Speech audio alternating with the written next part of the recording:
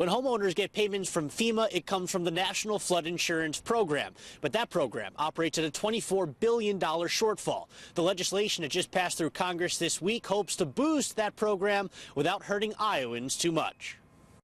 It all started in 2012 with Congress's Biggert-Waters Flood Insurance Reform Act. The law cut subsidies for flood insurance, remapped certain floodplains, and, among other things, resulted in higher payments for individuals. After Sandy and Katrina, the expenditures on disaster relief were much more than anybody, I think, ever anticipated. The changes meant higher payments for people like Larry Peyton, who rebuilt his Cedar Rapids home after the floods in 2008.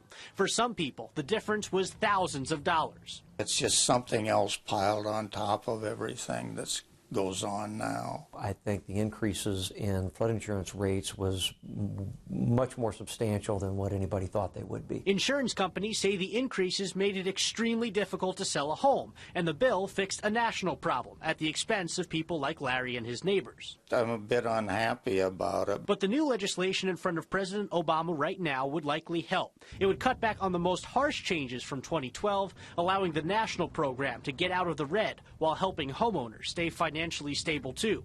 Ray says it's because of grassroots efforts across the country that came to the table with this. We understand it's got to be solvent, but it doesn't have to be solvent right away. We can phase this in a little bit and try and soften the blow, and I think that's what they did.